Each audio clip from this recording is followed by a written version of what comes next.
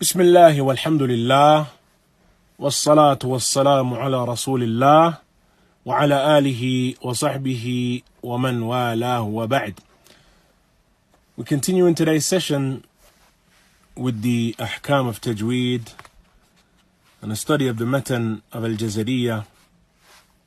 The Matan of Jazariyah around the Ahkam and the rulings of Tajweed. And of course, Ikhwan, the mutun and the text in Tajweed are many, but the Matan of Jazariyah has received the greatest qabool and acceptance among the people of knowledge. And it, in terms of being comprehensive, it gathers between its two covers the majority of the most important ahkam of Tajweed that the Qari of the Quran needs to be acquainted with. The one who recites the Quran, these ahkam and these rulings, it is important and imperative that he acquaints himself with them. And a point on the affair of Tajweed, Ikhwan, there is a common confusion that we oftentimes hear some of the brothers mentioning, that they confuse between the Qari or the reciter that recites with Tajweed and the reciter that has a beautiful voice. Oftentimes, if one recites or if a Qari has a beautiful voice, it is automatically presumed that he is mujawwid and that he recites the Quran with and implementing the ahkam and the rulings of Tajweed, and that is not the case. The ahkam of Tajweed are one thing and a beautiful voice is another. The rulings of Tajweed will not beautify the voice, but they will make the recitation beautiful. And a beautiful voice does not necessitate that the one who recites with that voice recites with Tajweed at all. In fact, that beautiful voice can be deemed ugly and irritating if one recites without implementing the rules of Tajweed and there are apparent mistakes in relation to the recitation. And so we need to be clear and make that distinction. If Allah Azza wa Jal has blessed you with a beautiful voice, فَبِهَا وَنِعْمَةٌ, and that is a ni'mah and a minna min Allah Azza wa Jal. And indeed, Ikhwan, from the best of those who recite the Quran and teach the Quran did not necessarily have the most beautiful voices. From those who I had the opportunity to recite to, from the Qurra and from the reciters within Al-Madinah, from the earliest of my teachers, Sheikh Sulaiman ibn Muhammad Muhsin Khan, Sulaiman, the son of Muhammad Muhsin Khan, the translator of the Quran and Sahih al-Bukhari, his voice was quite coarse. I was able to recite likewise to Sheikh Abdullah al-Juhani. That was before he became the Imam in the Haram, when he used to teach in Masjid al-Zahim, which was a few minutes from my home. And of course, you know, his voice is beautiful. Likewise, I used to recite to Sheikh Muhammad Khalil al-Qari, who was the son of the teacher of Muhammad Ayub. Had a beautiful voice. But perhaps the best of them, well, not even perhaps, the best of them, and the most rigorous of them, was Shaykhuna al-Allama al-Muqri' الشيخ عبيد الله ابن عطا al-Afghani. Sheikh Ubaidullah al-Afghani was without doubt the best of them, but he did not have the most beautiful voice from them.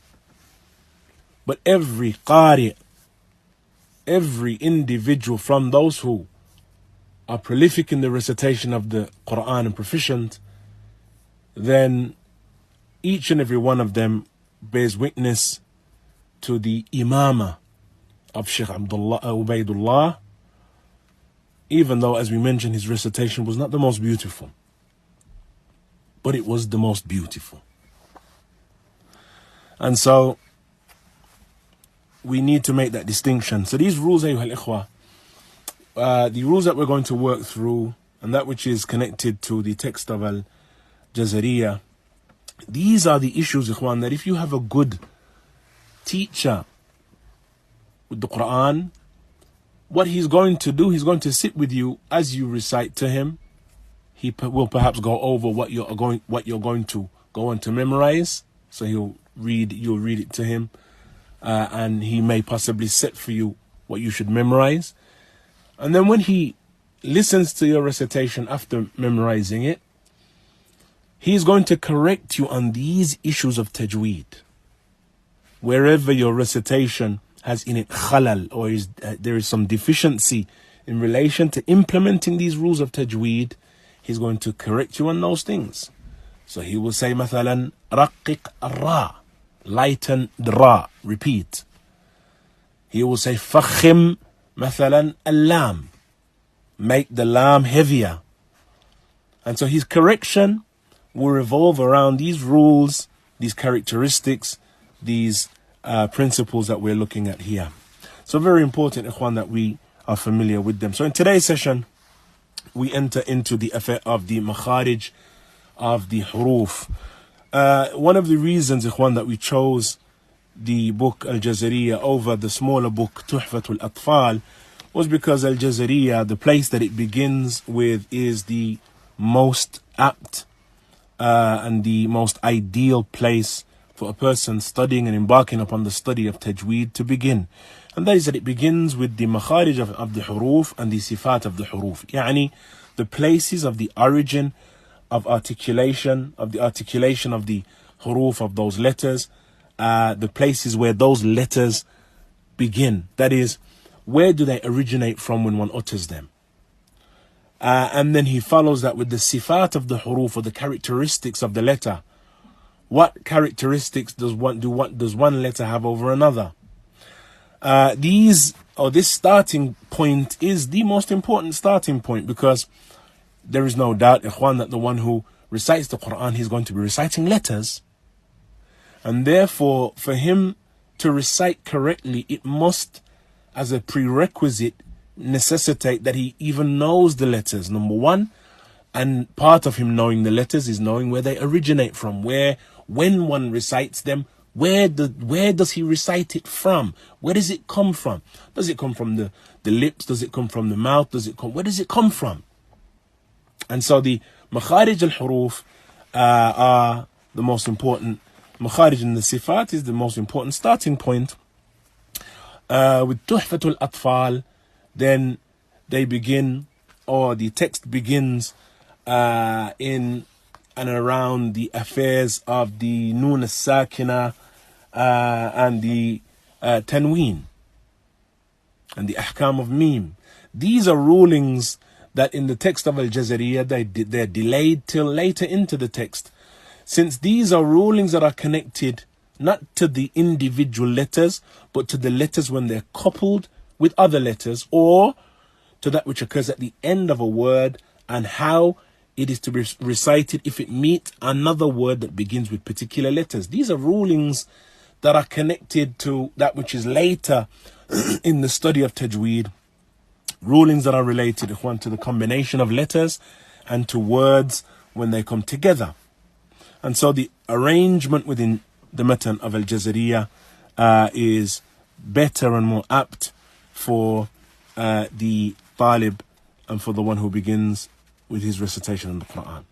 So we're going to begin then with the makharij al-huruf. Before we read the text and the matan, we want to just get an overview of what we intend, or what is intended by the makharij of the huruf. As we mentioned, previously, the mukharij are the places where the letters originate. The places that the letters originate from, the places of their articulation. And there are, in essence, a number of places. First and foremost, we have some 28 letters within the Arabic language. The Arabic language has 28 letters. And so those 28 letters, ikhwan, they have regions where they originate when one recites them. And the scholars have returned those regions back to 17 regions. But those 17 regions are boiled down to 5 main regions. So we have 17 regions that the letters originate from. Those 17 are boiled down to 5, and we're going to look and see how that occurs. And similarly, these scholars, they categorize the affair of the makharij, or the places of origin, into 2 again, from that 5 down to 2. And that is the makharij al-muhaqqaqa and the makharij al-muqaddara. The makharij al-muhaqqaqa are the places that are tangible or are physical places, while the makharij al-muhaqqaqa, which is in actuality one makhraj, is something that isn't tangible. And so we're going to look at that as we go and we proceed. So as we mentioned, ikhwan, you're really going to need to have a pen and paper. For those who haven't studied Tajweed previously, you're going to need a pen and paper just to make some brief notes around some of these points. So what we're going to do is look at the makharij, the general 5 makharij, and then we'll link the 2 places, or the 2 conclusory categorization or categories at the end of our session, bi'idhnillah. So the 5 makharij then, or the 5 places of the origin of the articulation of the letters, will begin with the lowest area, and that is the area, or the first area rather, and that is the area known as the jawf. The area known as the jawf. And the area of the jawf begins at the highest point of the areas of the articulation of the letters and ends at the lowest point. And the jawf, as we mentioned yesterday, it is the vacant space from the beginning of the mouth down to the throat. And that is down to the region of the voice box, or the Adam's apple. This region, this open space, or this vacant region, is what is known as the jawf. And this area, this jawf, as we've mentioned, it is the place of some of the letters that are present within the Arabic language, though there is something of a difference of opinion concerning that, and we'll look at that bi'idhnillah when we come to the lines that Imam al-Jazari mentions. But the first then of them is the jawf. And this is the area of 3 letters. It is the area of 3 letters. It is the area of the alif, it is the area of waw, and it is the area of ya. And what is meant by these 3 letters are the letters of mad. That is, these are the letters of elongation. Apart from alif, waw and ya are going to come up again in another area of origin. And so we need to differentiate between that waw and ya and this waw and ya. What do we mean then by the waw, ya and alif of mad? The waw, ya and alif of mad are the waw, ya and alif that are added to a letter to elongate it. That is, if one were to recite a word or a letter that is elongated, it is elongated either with a, or with e, or with u. So when we say wala dhalin, then it is elongated with alif. If we were to say yubsirun, it is elongated with waw. If we were to say mu'mineen, then the noon is elongated with ya. And so what is intended therefore by the letters of mad or the letters of elongation are the three letters that are added to other letters to elongate them. A, E, U. And the reason that they say that the origin of the three letters of elongation are the jawf is because of the fact that they are emitted, these three letters are emitted and they exit the mouth because of the fact that they are in essence extensions to other letters. Those other letters have origins in the places that we're going to discuss, but these extensions continue off the back of those letters, and so they extend from those letters into the air, out of the mouth into the air. And so when we say mu'mineen, noon has its origin that we'll look at, but the elongation neen, then that finds its place of origin in this open void, in this open space. Noon wal qalami wa ma yasturun. This waw again is from the letters that find their origin within this area. So here we're speaking of the waw and the ya that are added to the end of letters to elongate them. We're not speaking here about waw and ya, the discussion of which will come. So these three letters, alif is only used to elongate. There's a difference between alif and hamza. Alif is only used for elongation. When one sees, for example, the hamzat al-qat', the hamzat al-qat' which occurs at the beginning of some letters or some words, the alif with the hamza on the top, the hamza is the actual letter. It is just seated upon an alif. The alif itself is not the letter. And so alif is used only for elongation. Hamza is the actual letter. And that is something, ikhwan, that many are confused concerning. So the first area then is the jawf. And that is the area, this vacant space from the inside of the mouth down to the throat, now to the area of the voice box. The second area is the area of the halq, or the throat. And so we're going to begin after the open void, or this open space. We're going to start from the throat, from the voice box, and we're going to ascend to the front of the mouth. So starting from the area of the throat, yani the voice box, or the deepest part of the throat. The throat, the scholars of Tajweed, they categorize, or the scholars of Qira'ah categorize the throat into three sections. We have the lowest, or the deepest, or the aqsa al-halq, the deepest part of the throat, which is the part of the throat that is, as we've mentioned, around the voice box, adjacent to or in line with the Adam's apple. Slightly lower, but it ends there. And then we have the area that is just above that, which is the middle of the throat. And then we have addan al-halq, which is the uppermost part of the throat. And each of these three areas have two letters originating from them. A note before we enter into the letters of the halq, a note on the jawf. Another common mistake that we oftentimes hear people mentioning is that the jawf is the chest. The jawf is the chest. The jawf, ayyuha al-ikhwa, is not the chest.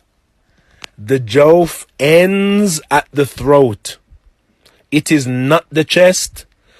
Since the chest is the region, it is not the region of the recitation of any of the letters within the Arabic language. And so that is an error. And though some people make mention of that, it is an error, and that is not correct. The jawf ends at the throat. So moving on then to the throat, as we mentioned, we have these three regions of the throat. We have the lowest region of the throat, which is what is known as aqsa al-halq, the deepest region of the throat. And from there we have two letters.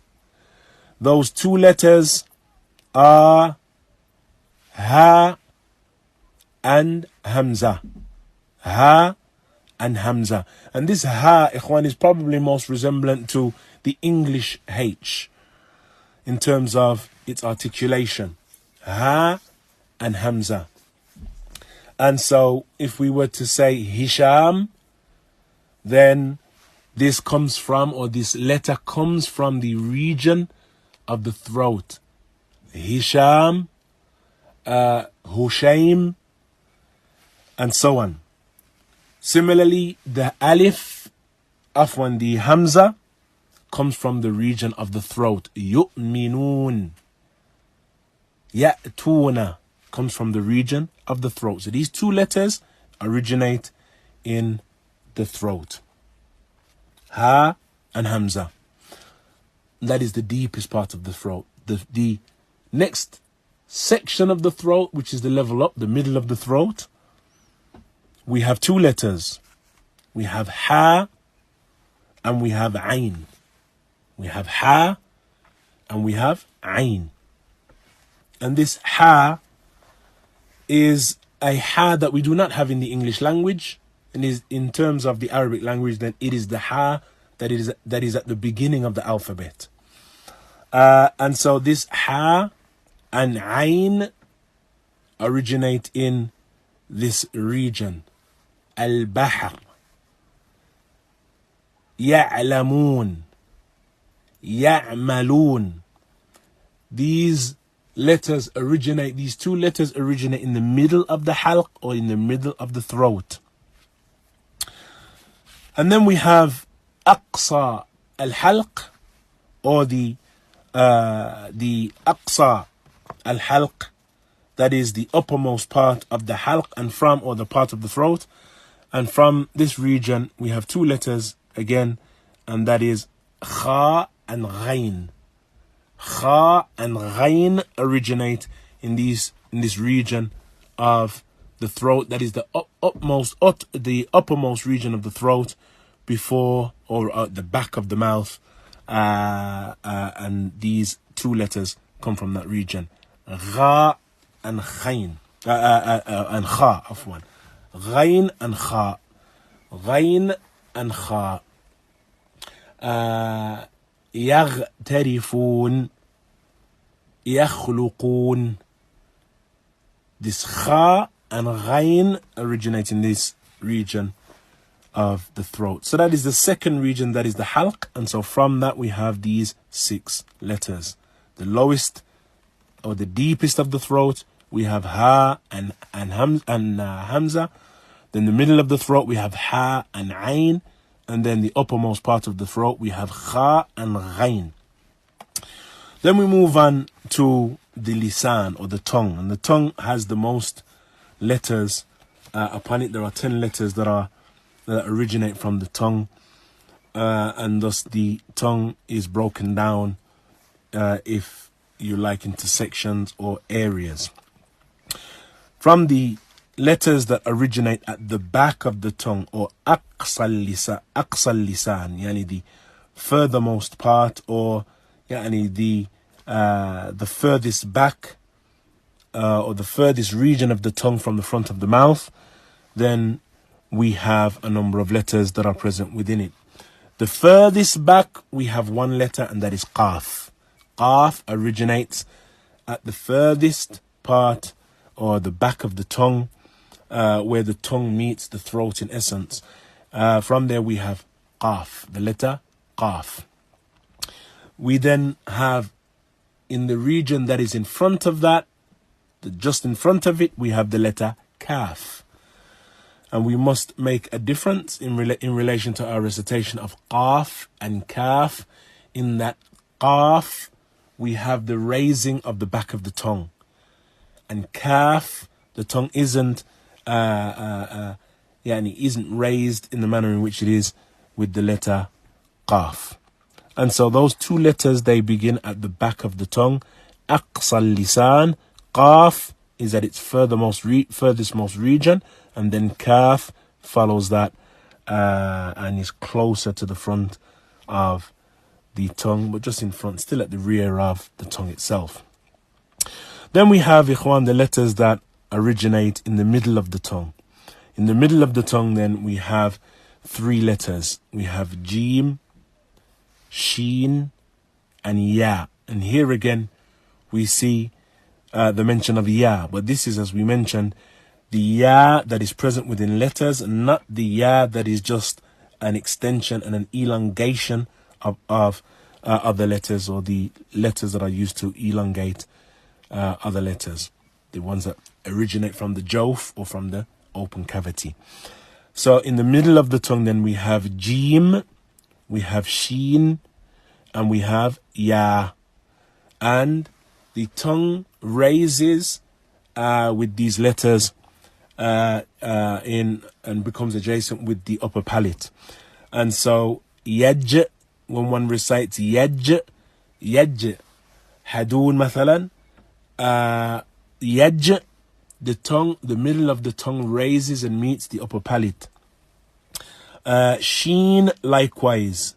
Sheen, when one recites sheen, then the middle of the tongue, or the origin of the letter, is in the middle of the tongue. Its recitation finds itself in the middle of the tongue. It raises and meets or comes close to the upper palate. Sheen, yesh, yeshhadun. The third of these letters is ya, and ya again finds its place of origin in the middle of the tongue. Ya'lamun, when a person recites ya, isa. This ya finds its origin in the middle of the mouth, in the middle of the tongue, the middle of the tongue. So with jim, the middle of the tongue connects with the upper palate. With sheen, it comes close to the upper palate, but there is a very small void and a small space. And with ya, then the space between the middle of the tongue and the upper palate is larger. Moving on then to the sides of the tongue. This is another one of the regions, or the eighth region, another one of the regions upon the tongue. And it is the region of one letter, and that is the letter of Dad.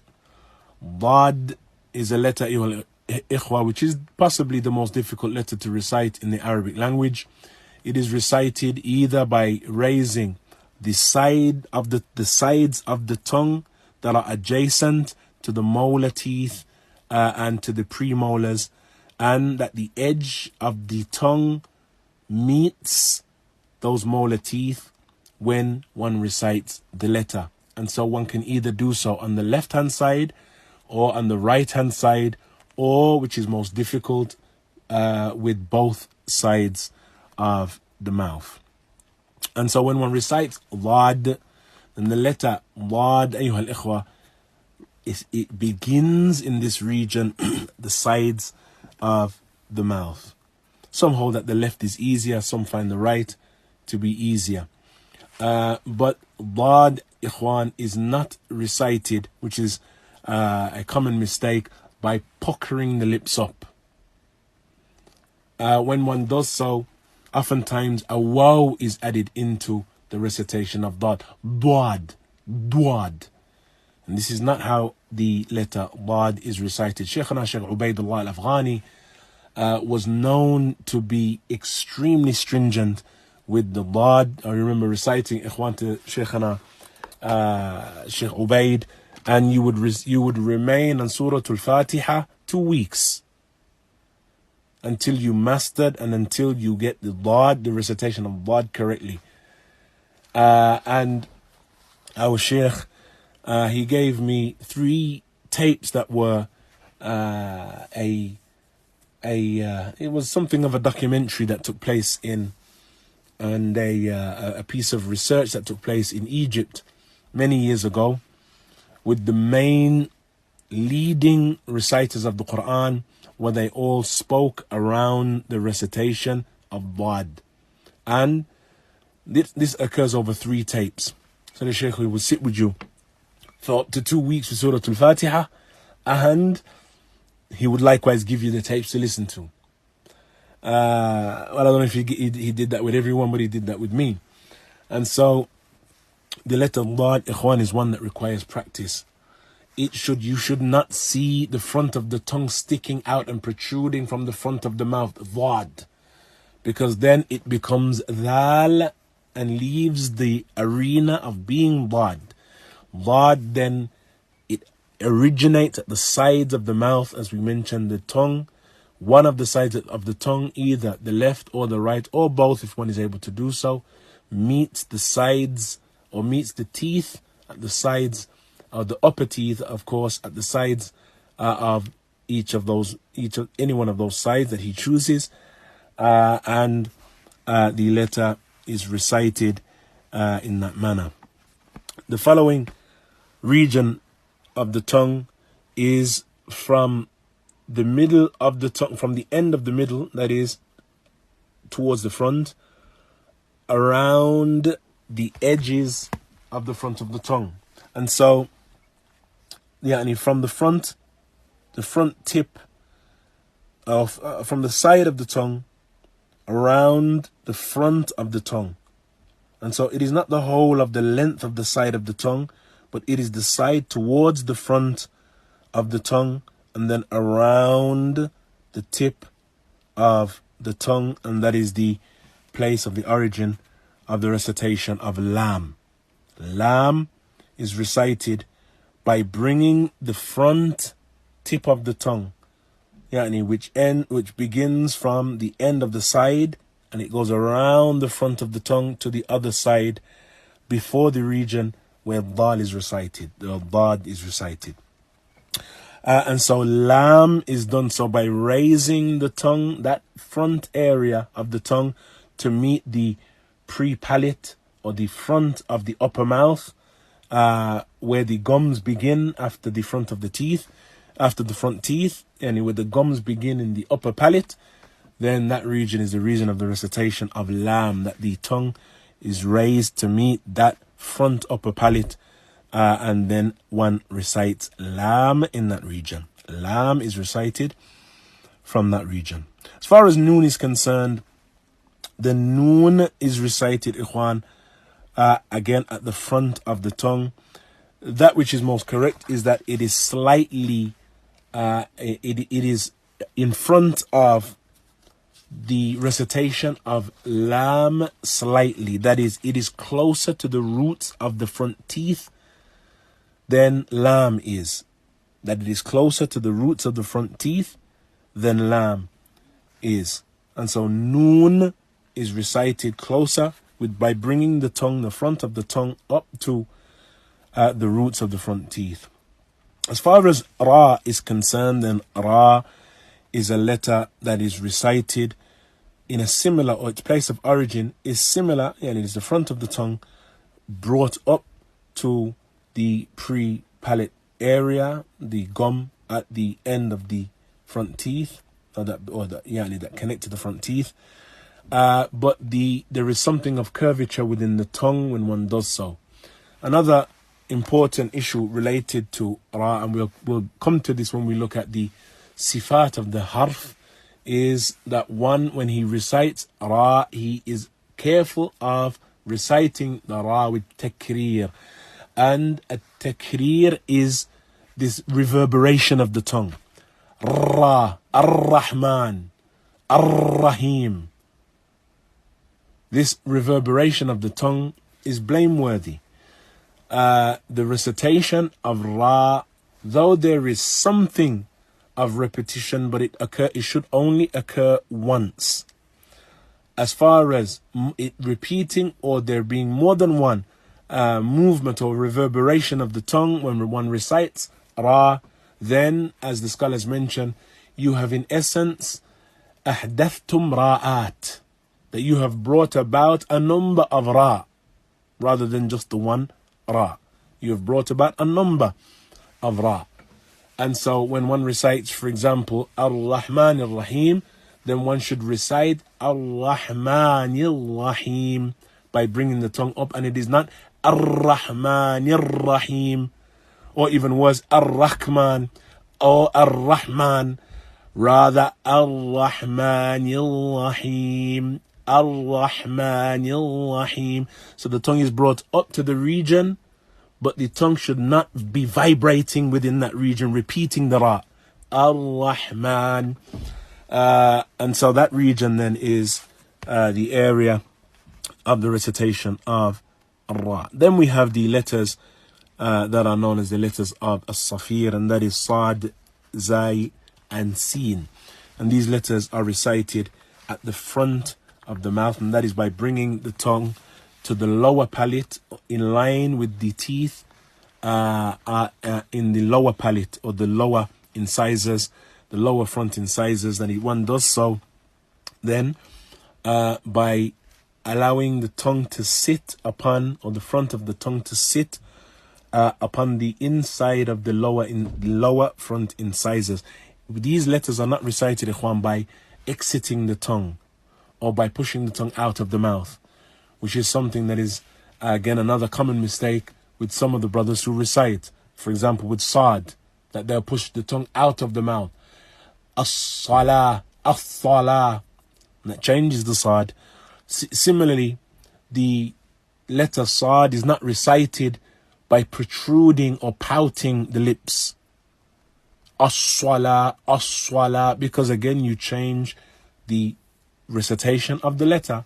When you pout the lips, then you introduce a lam oftentimes to the recitation of the Sin, or a waw, As-Salah, As-Salah.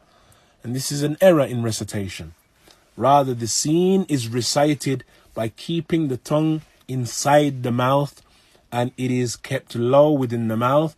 But the back of the tongue, with Sin, the back of the tongue is raised slightly when one recites it.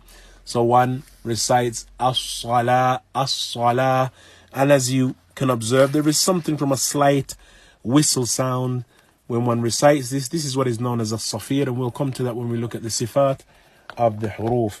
And so Sad, Sin, and Zay are all recited with the tongue in the lower end, or in the lower palate of the mouth. It remains low, then it does not raise.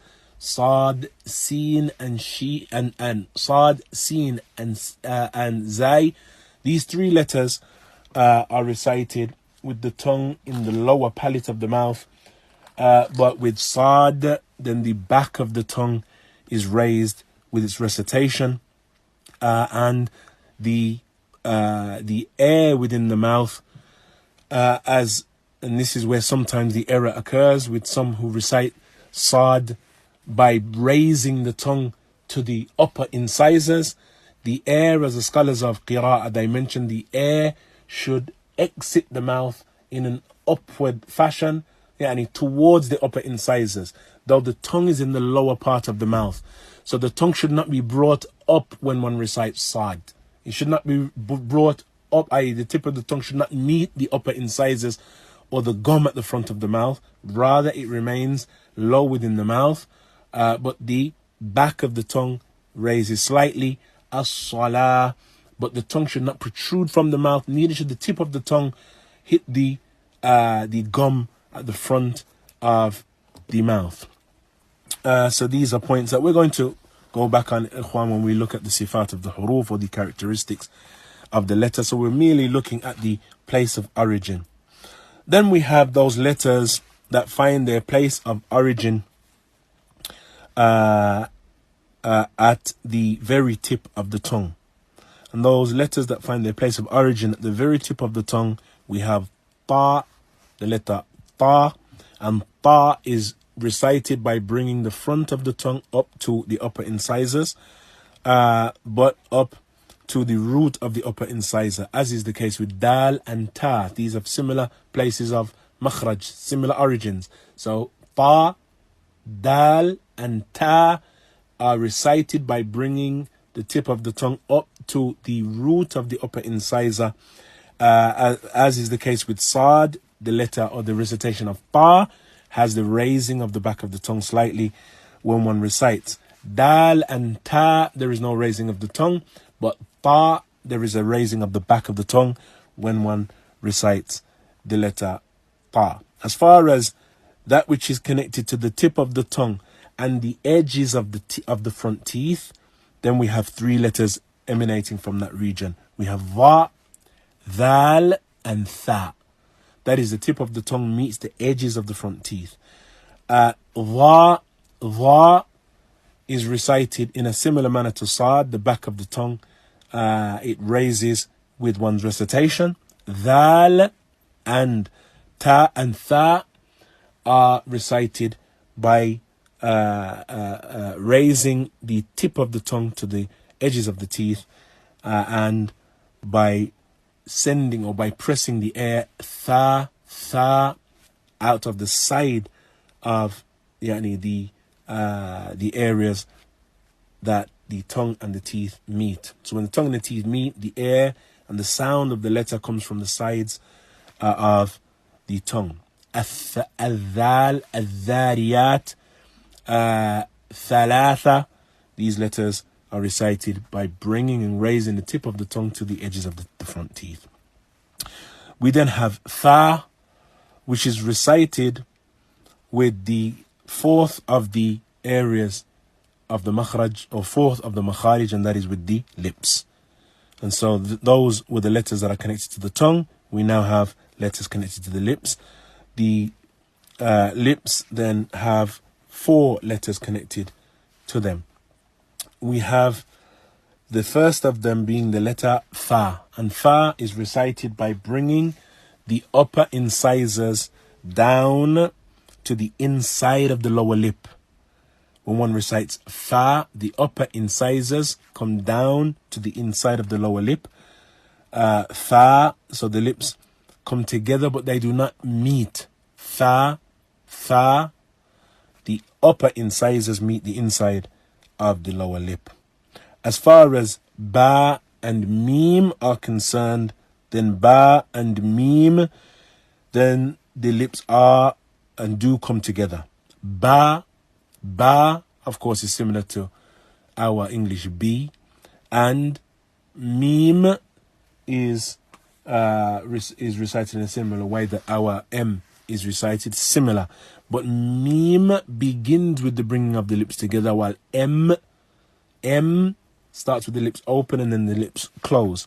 So mim and ba, they begin with the lips being brought together. And an important note to mention about ba, as we'll look at tomorrow, is that ba is from the huruf, from the characteristics of ba is that it is muraqqaq. And so it is recited in a light manner. And a common error, something that if one has a teacher, that he will correct, is reciting the ba mufakham, or the ba in a heavy manner. Batil, al-bab. This is an error in the recitation of ba. Rather, ba is recited in a light manner. Muraqqaq, al-bab, al-batil. These letters, ikhwan, and these characteristics we'll look at bi'idhnillah in tomorrow's session. The last then letter that we'll look at here is the waw, and the waw again finds its origin with the lips. Though the lips are not brought together, the lips are pouted with the recitation of waw. And again, ikhwan, if you'll see we have the mention of waw here, and we have waw in the first category, which was the letters of the jawf. Again, making a difference between the two. Waw in the letters of the jawf is an elongation. Ya'lamun. This waw is an elongation, while this here is the waw that is, and that makes up the origin and the original letters of the word. Wabil mathalan. This waw here is different from the waw that is used to elongate another letter. So this wow is recited by bringing the lips together, and then the wow is very similar to our wow, to our W when it is recited in the English language. These are the letters connected then to the shafatain, to the lips. The fifth area is the khayshum, and we'll round up with that. The khayshum, ikhwan, is an area that is connected to, or is known as the navel cavity. Yani this area that is within the, or connected to the mouth, the upper mouth, and then goes up into the nose. Although inside the roof of the mouth there is something of a connection between the nasal cavity and the upper palate of the mouth. So the nasal cavity is where we have two letters, or we have the connection to two letters, and there are two letters that we have already looked at, and they are Noon and Mim. Noon and Mim, the recitation of Noon and Mim have a connection to the nasal cavity, and that it is not possible to recite Noon or Mim without the involvement of the nasal cavity. And one of the manners in which, or what will make that clear, is if you were to hold the nasal cavity, or if you were to hold the nostrils together and try to recite Noon or Mim. If you recite it without holding the nostrils, Noon, and then hold the nostrils, Noon, you're not able to recite Noon correctly, because Noon has a connection to the nasal cavity. Mim, again, hold the nostrils, Mim. We have a restriction of the sound of the letter itself. So those two letters find themselves within that region. And so they are, in general and in very brief, the regions of the makharij, of the huruf, or the areas of the origin of the articulation of the letters. Those regions, ikhwan, it is important for us to know, because there are rulings that are going to come along that are connected to letters that have a similar origin, or the same origin, or are close in origin. And what they mean is the regions where the letters originate, or the articulation of those letters originate. So we must be familiar with them. And in order to recite these letters correctly, we need to know where these letters originate from. So with that, ikhwan, we're going to round up. وَجَزَاكُمُ اللَّهُ خَيْرًا وَاللَّهُ تَعَالَى أَعْلَمُ وَصَلَى